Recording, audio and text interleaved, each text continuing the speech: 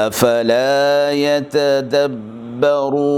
القرآن ام على قلوب اقفالها، تو کیا یہ لوگ قرآن میں غور نہیں کرتے یا دلوں پر قفل لگ رہے ہیں؟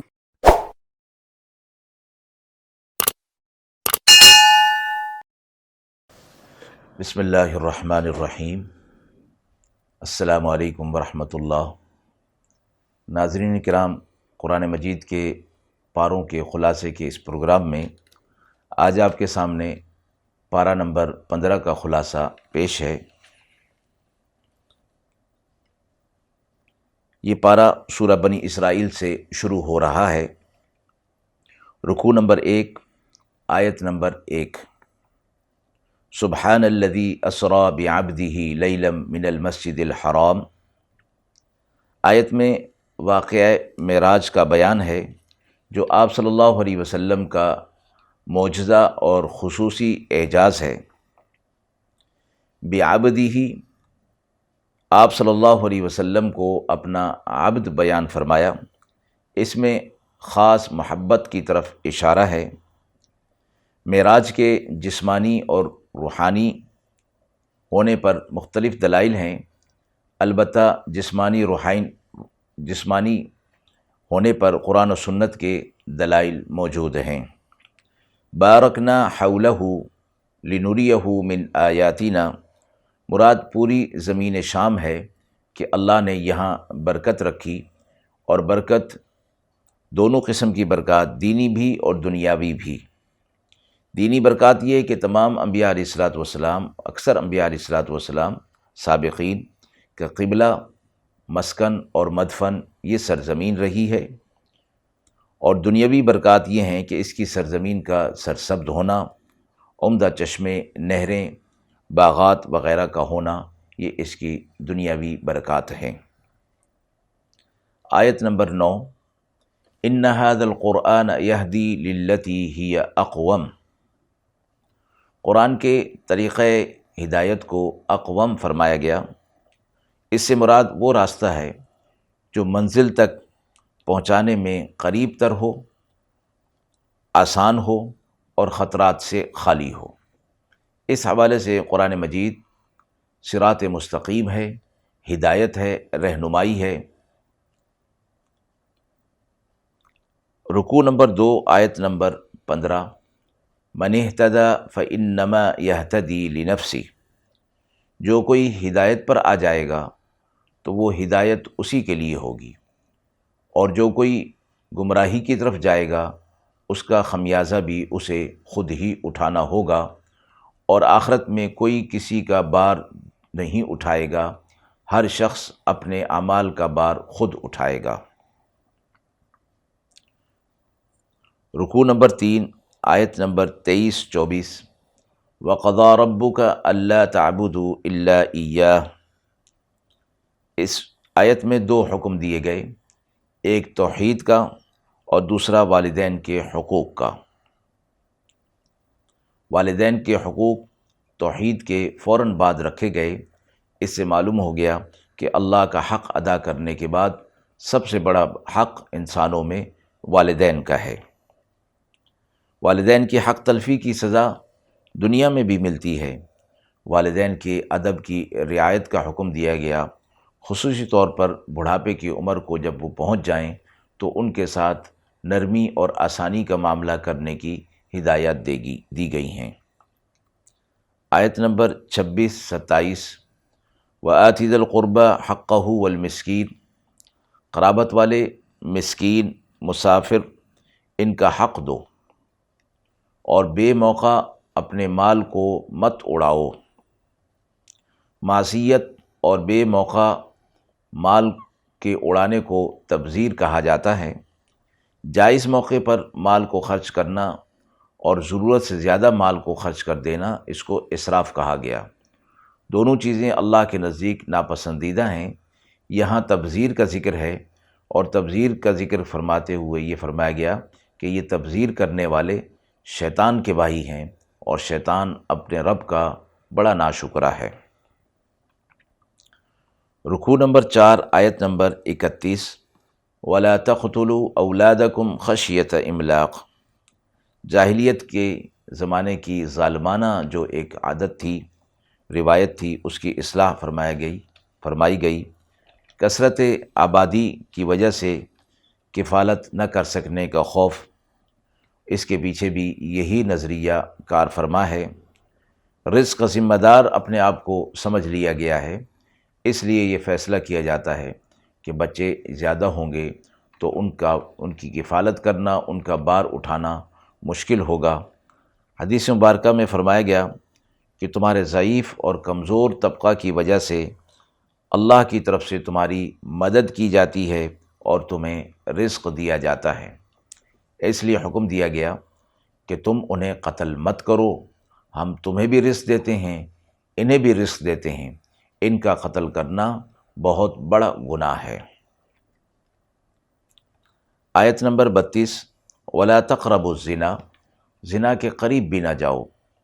یہ بے حیائی کا کام ہے۔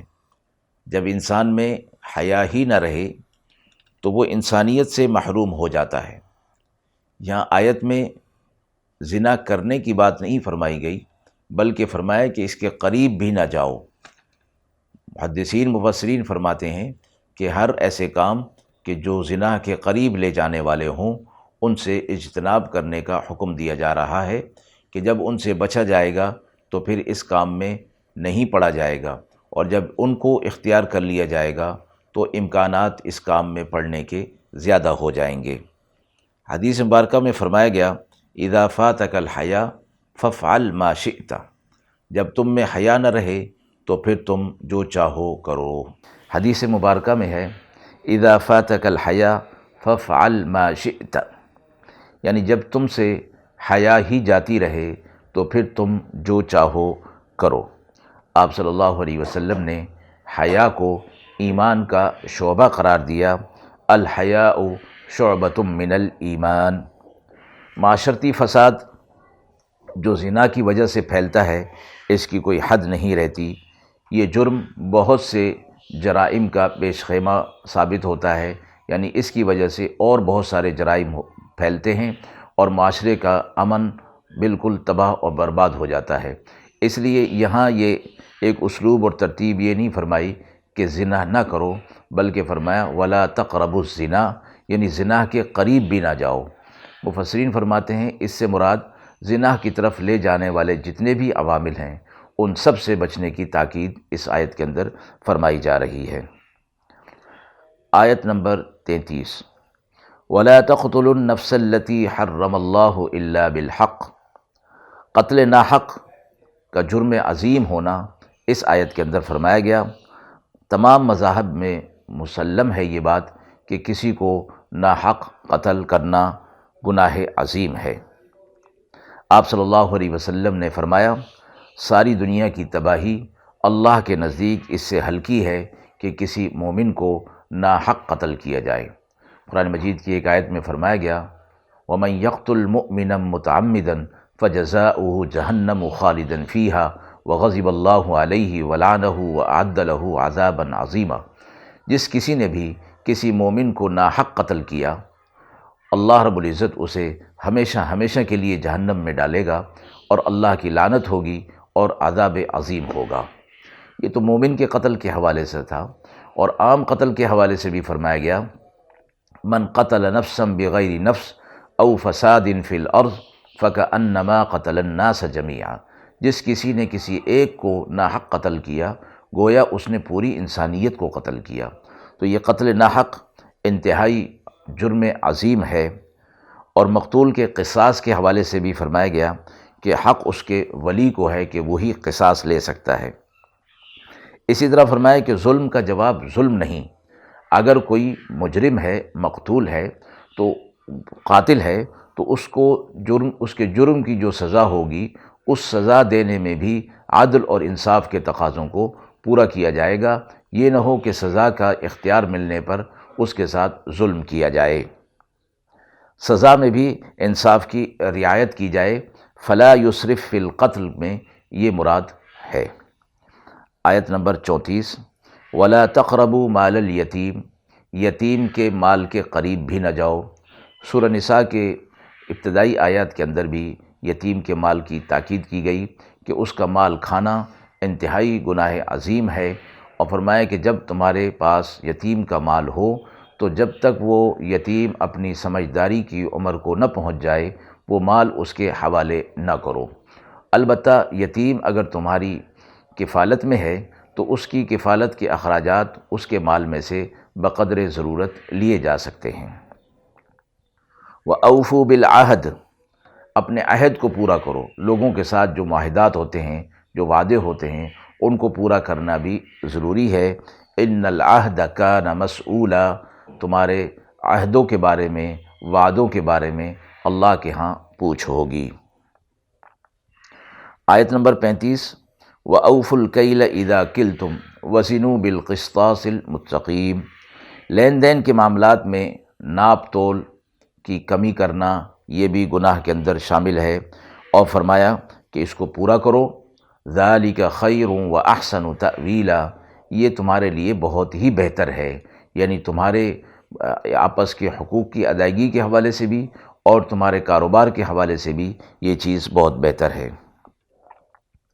شرعی طور پر بھی اور طبعی طور پر بھی کوئی شریف النفس آدمی اس ناپ تول کی کمی کو اور اس بددیانتی کو قبول نہیں کرتا، پسند نہیں کرتا۔ آیت نمبر 36، وَلَا تَقْفُ مَا لَيْسَ لَكَ بِهِ عِلْمٌ، بغیر تحقیق کے کسی بات پر عمل کرنے کی ممانعت فرمائی گئی، اور ایک اور آیت میں فرمایا کہ بغیر تحقیق کے بات آگے بھی نہ پہنچائی جائے۔ یا ایھا الذین آمنوا ان جاءکم فاسق بنبأ فتبینوا، اگر تمہارے پاس کوئی فاسق آدمی کوئی خبر لے کر آئے، کوئی بات لے کر آئے تو تمہیں چاہیے کہ اس کی تحقیق کر لیا کرو۔ اذا فعلتم فاصبحوا نادمین، اگر تم نے اس طرح کر لیا یعنی بغیر تحقیق کے اس بات کو آگے پہنچایا تو کہیں ایسا نہ ہو کہ تمہیں ندامت اٹھانی پڑے، یعنی وہ بات بغیر تحقیقی ہو اور اس کے اندر سچائی نہ ہو اور تم اس بات کو آگے پہنچا دو۔ ان السمع والبصر والفؤاد كل ذلك كان عنه مسؤولا، کان، آنکھ اور دل کے متعلق قیامت کے دن سوال ہوگا کہ ان کا استعمال تمہارا کیسا تھا۔ کان کا استعمال، آنکھ کا استعمال، دل کا استعمال تم نے دنیا کے اندر کن کاموں کے لیے کیا، اللہ رب العزت مؤاخذہ فرمائیں گے۔ آیت نمبر 37، وَلَا تَمْشِ فِي الْأَرْضِ مَرَحًا، زمین پر تم اکڑ کر اترا کر نہ چلو، جس سے تکبر اور غرور ظاہر ہوتا ہو۔ تکبر انسان کے دل کا کبیرہ گناہ ہے، اور فرمایا کہ اپنی چال، اپنا انداز، اپنی بات کسی بھی حوالے سے تکبر اور غرور کا اظہار ہو، آپ صلی اللہ علیہ وسلم نے فرمایا وہ شخص جنت میں داخل نہ ہوگا جس کے دل میں ذرے کے برابر بھی تکبر ہوگا۔ آیت نمبر 38، کل ذالک کان سیئہ عند ربک مکروہا، یہ پچھلی آیت کے اندر جتنے کام بیان ہوئے یہ سب کے سب تمہارے رب کے نزدیک انتہائی مکروہ اور ناپسندیدہ ہیں، لہٰذا ان سے اجتناب کرنا ضروری ہے۔ یہ 15 آیات تھیں، پوری توریت کا خلاصہ ان آیات کے اندر رکھ دیا گیا۔ حضرت عبداللہ بن عباس رضی اللہ تعالی عنہ فرماتے ہیں کہ پوری تورات کے احکام سورہ بنی اسرائیل کی ان 15 آیات کے اندر میں جمع کر دیے گئے ہیں۔ رکوع نمبر 5، آیت نمبر 52، یوم یدعوکم فتستجیبون بحمدی، قیامت کے دن جب اللہ سب کو اپنی طرف بلائے گا میدان حشر میں تو سب اللہ کی تعریف اور حمد و ثنا بیان کرتے ہوئے آئیں گے۔ فرمایا دنیا کے اندر تو اہل ایمان تو اللہ کی تعریف اور حمد و ثنا بیان کرتے ہیں، لیکن کفار اور مشرکین تو نہیں کرتے، تو وہاں کیسے کریں گے؟ فرمایا کہ وہ اللہ کے عزت اور جلال کا موقع ہوگا، لہٰذا مشرکین اور منافقین اور کفار جب دیکھ لیں گے تو پھر ان کی زبان پر اللہ کی حمد و ثنا جاری ہوگی، لیکن یہ حمد و ثنا انہیں فائدہ دینے والی نہیں ہوگی، اس لیے کہ وہ وقت اس چیز کا نہیں کہ اس پر اجر مرتب ہو، بلکہ دنیا کے اندر اللہ کی تعریف اور تسبیح پر اجر مرتب ہوگا جو کہ اہل ایمان کے لیے خاص کر دیا گیا۔ رکوع نمبر 6 آیت نمبر 53، وَقُلْ لِعِبَادِي يَقُولُ الَّتِي هِيَ أَحْسَنُ۔ اہل ایمان کو ہدایت کی گئی کہ وہ سخت کلامی نہ کریں کہ اس کے ذریعے سے شیطان ان کے درمیان فساد اور جھگڑا پیدا کرے گا۔ اب یہ ہدایت دی جا رہی ہے کہ آپس کے معاملات کے اندر اگر کوئی صورت ایسی آ جائے تو سخت زبانی سے گریز کیا جائے، اجتناب کیا جائے، ورنہ شیطان اس سخت زبانی کے ذریعے سے فساد اور جھگڑا پیدا کر دے گا۔ زبان کو قابو میں رکھنے کی ہدایت کی گئی۔ آپ صلی اللہ علیہ وسلم کی حدیث مبارکہ ہے، زبان سے متعلق فرمایا جرمہ صغیر و جرمہ کبیر، اس کا وجود تو بہت چھوٹا سا ہے لیکن اس کا جرم بہت بڑا ہے، یعنی جب اس کو غلط استعمال کیا جاتا ہے تو پھر یہ اس کا جرم بہت بڑھ جاتا ہے۔ رکوع 7 آیت نمبر 70، وَلَقَدْ كَرَّمْنَا بَنِي آدم۔ اللہ نے فرمایا کہ ہم نے بنی آدم کو مختلف حیثیات میں اکرام دیا، مکرم اور معزز بنایا ہے، اور انسان کو دوسری مخلوقات پر اللہ رب العزت نے بہت سے حوالوں سے فضیلت دی ہے۔ اس کا رہن سہن، اس کا لباس، اس کی بات چیت، اور اس کا اشرف المخلوقات ہونا، اور زمین پر اللہ کا خلیفہ اور نائب ہونا، یہ ساری حیثیات اس کے اندر شامل ہیں۔ رکوع نمبر 8 آیت نمبر 71، یوم ندعو کل اناس بامامہم۔ قیامت کے دن ہر شخص کو اس کے مقتدا اور پیشوا کا نام لے کر پکارا جائے گا، یعنی دنیا کے اندر جس کے پیچھے چلتے رہے اور جس کو اپنا بڑا سمجھتے رہے، ان کے نام کے ساتھ ان کو پکارا جائے گا۔ پھر انہیں نامہ اعمال دیا جائے گا۔ حدیث مبارکہ میں ہے کہ تمام نامہ اعمال عرش کے نیچے ہوں گے، اور پھر جب اللہ کا حکم ہوگا تو ایک ہوا چلے گی اور وہ نامہ اعمال اڑ کر ہر شخص کے ہاتھ میں پہنچ جائیں گے، یعنی اس کا اپنا نامہ اعمال اس کے ہاتھ میں جیسا بھی ہوگا وہ پہنچ جائے گا۔ اور جیسے قرآن مجید کی دیگر آیات سے یہ وضاحت ہوتی ہے کہ نیک لوگوں کو نامہ اعمال ان کے دائیں ہاتھ میں دیا جائے گا، اور برے جو لوگ ہوں گے ان کو نامہ اعمال بائیں ہاتھ میں دیا جائے گا۔ اس حوالے سے آپ صلی اللہ علیہ وسلم کی ایک دعا ہے کہ آپ صلی اللہ علیہ وسلم نے فرمایا کہ دعا فرمایا کرتے تھے، اللہم حاسبنی حسابا یسیرا، اے اللہ تو مجھ سے میرا آسان حساب لینا۔ آپ صلی اللہ علیہ وسلم نے یہ دعا امت کی تعلیم کے لیے فرمائی، اور یہ دعا کرنی چاہیے، اللہم حاسبنی حسابا یسیرا، اے اللہ ہم سب کا حساب اور میرا حساب آسان لینا۔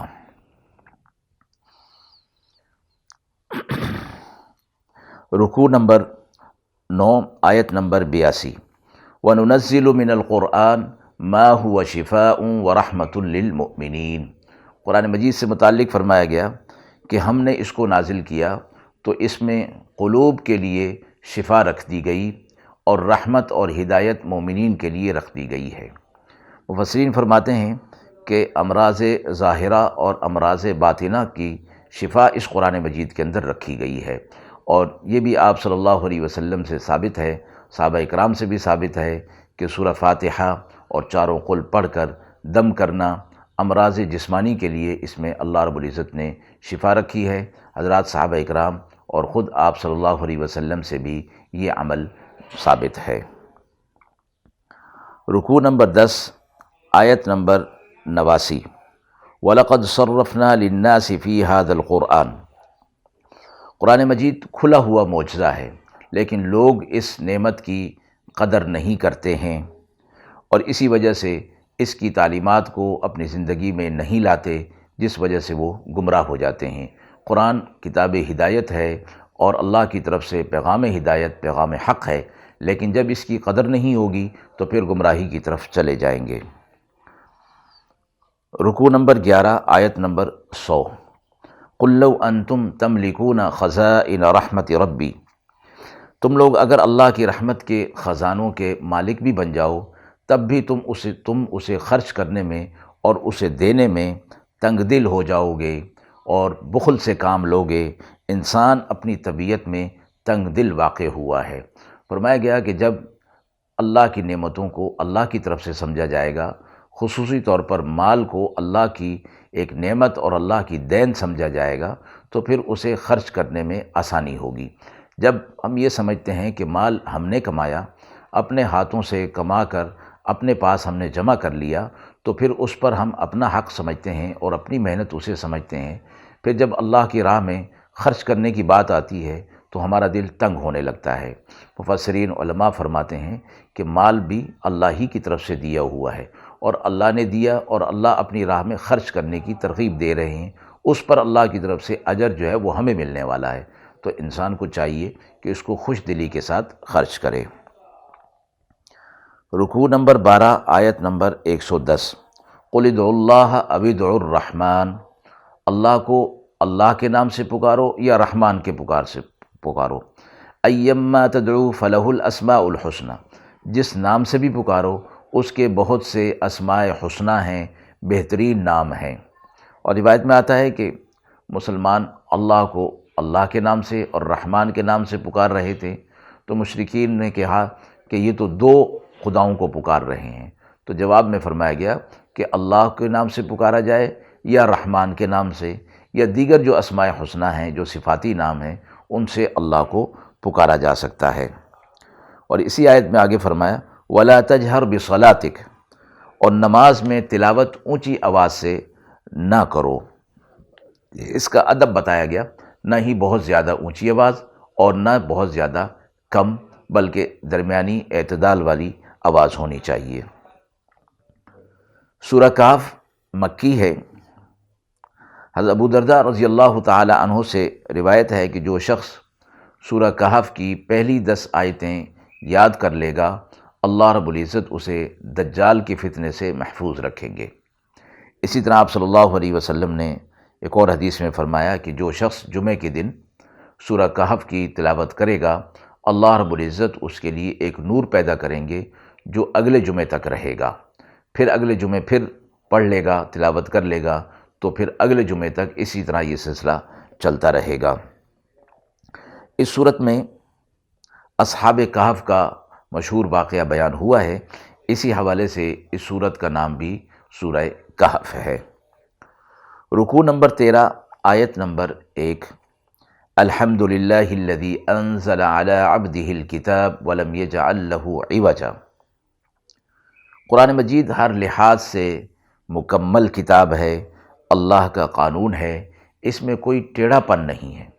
جو کوئی اس میں ٹیڑھا پن تلاش کرنے کی کوشش کرے گا وہ اس میں تلاش نہیں کر سکے گا، کیونکہ یہ انسانی کلام نہیں، اللہ کا کلام ہے۔ پھر اس کی حفاظت اور اس کا صحیح اور برحق ہونا اور اقوم ہونا، یعنی صراط مستقیم کی ہدایت ہونا، یہ اللہ کی طرف سے اس کی خصوصیات بتائی گئی ہیں۔ رکوع نمبر 14 آیت نمبر 13، نحن نقص علیک نبأہم بالحق، اس واقعے کے بتانے کی نسبت اللہ تعالیٰ اپنی طرف کر رہے ہیں کہ یہ واقعہ ہم آپ کو بتا رہے ہیں۔ آپ کو اس واقعے کی کوئی ظاہری صورت نہیں کہ جو آپ تک پہنچ سکے اور آپ کو معلوم ہو سکے، اس سے بھی اور اس قسم کی دیگر آیات سے بھی آپ صلی اللہ علیہ وسلم کا نبی برحق ہونا ثابت ہوتا ہے۔ رکوع 15 آیت نمبر 18، وَتَحْسَبُهُمْ أَيْقَاظًا وَهُمْ رُقُودٌ، اصحاب کہف طویل نیند میں مبتلا تھے، اللہ رب العزت نے ان پر یہ نیند طاری کر دی تھی، اور اس حالت پر تھے کہ دیکھنے والا انہیں بیدار سمجھے، یعنی وہ کروٹ بھی بدل رہے تھے اللہ کے حکم سے، تاکہ ایک ہی کروٹ پر لیٹے رہنے سے ان کے جسم گل نہ جائیں اور وہاں پر کوئی زخم وغیرہ نہ ہو جائیں۔ وَكَلْبُهُمْ بَاسِطٌ، ان کا کتا بھی ان کے ساتھ تھا۔ یہ اصحاب کہف کا کتا ساتھ لگ گیا تو اس لیے قرآن میں اس کا ذکر بھی آ گیا۔ علماء نے فرمایا کہ جب ایک کتا اصحاب کہف جو کہ صالحین میں سے تھے ان کے ساتھ لگا تو ذکر اللہ نے ان کا قرآن میں کر دیا، اس کا قرآن میں کر دیا۔ تو جو انسان صالحین کے ساتھ اپنی صحبت رکھے گا، اپنا تعلق اور اپنی محبت رکھے گا، اس کو اللہ کی طرف سے اعزاز اور اکرام کیسے نہیں ملے گا۔ اور قرآن و حدیث میں نیک لوگوں کی صحبت اور نیک لوگوں کی معیت اختیار کرنے کا حکم دیا گیا، یا ایھا الذین آمنوا اتقوا اللہ وکونوا مع الصادقین۔ آیت نمبر 21، وَكَذَلِكَ أَعْثَرْنَا عَلَيْهِمْ۔ اصحاب کہف کے سونے اور جاگنے سے لوگ سمجھ لیں کہ قیامت کے دن اللہ مردوں کو کیسے زندہ کرے گا، یعنی جس طرح یہ لوگ وقتی طور پر سو گئے تھے اور دنیا سے بالکل غافل ہو گئے تھے اور گویا ایک لحاظ سے طویل مدت تک کے لیے سو گئے تھے، اسی طرح اللہ رب العزت قیامت کے دن بھی ان لوگوں کو اور مردوں کو زندہ کرے گا، اور قیامت کے دن ان کو زندہ کرنے کا وعدہ سچ ہے، اس لیے قیامت کے واقع ہونے پر کسی کو شبہ باقی نہ رہے۔ آیت نمبر 22، سَيَقُولُونَ ثَلَاثَةٌ رَابِعُهُمْ كَلْبُهُمْ۔ اب یہاں فرمایا گیا کہ کچھ لوگ کہیں گے کہ یہ اصحاب کہف 3 تھے اور چوتھا ان کا کتا تھا، کچھ کہیں گے کہ 5 تھے، چھٹا ان کا کتا تھا، کچھ کہیں گے کہ 7 تھے اور 8واں ان کا کتا تھا، اور روایت میں جس قول کو ترجیح دی گئی ہے وہ 7 کی تعداد اور 8واں ان کا کتا تھا۔ رکوع نمبر 16، آیت نمبر 23-24، وَلَا تَقُولَنَّ لِشَيْءٍ إِنِّي فَاعِلٌ ذَلِكَ غَدًا إِلَّا أَن يَشَاءَ اللَّهُ۔ اور ایسا نہ ہو کہ آپ کسی کام سے متعلق، آئندہ کے کسی کام سے متعلق کوئی کہیں اور اس میں انشاءاللہ نہ کہا جائے، تو فرمایا کہ یہ کام ٹھیک نہیں، آئندہ کے کسی کام کے لیے انشاءاللہ کا لفظ ضرور ہونا چاہیے۔ رکوع نمبر 17 میں دنیا کی بے ثباتی اور آخرت کی پائیداری کا بیان ایک مثال کے ذریعے، یعنی 2 اشخاص کے احوال کے ذریعے سے بتایا گیا۔ آیت نمبر 39، ما شاء اللہ لا قوت الا باللہ۔ حضرت انس رضی اللہ تعالی عنہ کی روایت ہے کہ آپ صلی اللہ علیہ وسلم نے فرمایا کہ جو شخص کسی چیز کو دیکھے اور وہ اس کی نظر میں پسندیدہ ہو تو وہ یہ کلمہ کہہ لے، یعنی ما شاء اللہ لا قوت۔ کوئی شخص کسی چیز کو دیکھے اور وہ اس کو پسند آ جائے تو وہ یہ کلمہ کہے، یعنی ما شاء اللہ لا قوت الا باللہ، تو وہ پسندیدہ چیز نقصان سے محفوظ رہے گی۔ اس لیے فرمایا گیا کہ اس طرح ضرور کرنا چاہیے، کوئی بھی چیز پسند آ جائے اور وہ پسندیدہ ہو، وہ خوبی والی ہو، تو ما شاء اللہ یا پورا ما شاء اللہ لا قوت الا باللہ کہنا چاہیے، اس سے نظر بد بھی نہیں لگتی۔ رکوع 18، آیت نمبر 46، المال والبنون زینۃ الحیاۃ الدنیا والباقیات الصالحات خیر عند ربک۔ دنیا کا مال و متاع، مال اولاد اور ان سے حاصل ہونے والا نفع اور فائدہ فرمایا قلیل ہے، ساری دنیا مل جائے تب بھی اس کو متاع قلیل کہا گیا، بہت کم ہے یہ۔ اس کی وجہ یہ کہ انسان کی زندگی بھی بہت کم ہے، دنیا کا سارا مال و متاع مل جائے تو یا تو یہ ہوگا کہ وہ خود انسان اس کو چھوڑ کر اس دنیا سے چلا جائے گا، یا یہ کہ یہ مال و متاع اس سے چھین لیا جائے گا، تو اس لیے اس کو متاع قلیل کہا گیا۔ تو مال اور بیٹے اور ان سے ہونے والا فائدہ اور نفع یہ وقتی ہے اور ختم ہونے والا ہے، اور اعمال صالحہ کا اجر اور ثواب آخرت میں اللہ کے پاس ہمیشہ ہمیشہ رہنے والا ہے۔ اس لیے فرمایا والباقیات الصالحات خیر عند ربک، خیر بھی ہے اور اچھا بھی ہے اور اجر اللہ کے پاس محفوظ ہے۔ رکوع نمبر 21 سے حضرت موسیٰ علیہ السلام اور خضر علیہ السلام کا واقعہ جو تکوینی اور حکمتی عوامل پر مشتمل ہے، پارہ کے آخر میں اس کا ذکر ہوا۔ رکوع نمبر 21 سے جو کہ پارہ نمبر 16 میں بھی جاری ہے، آیت نمبر 74 پر پارہ نمبر 15 مکمل ہوا۔ وآخر دعوانا ان الحمد للہ رب العالمین۔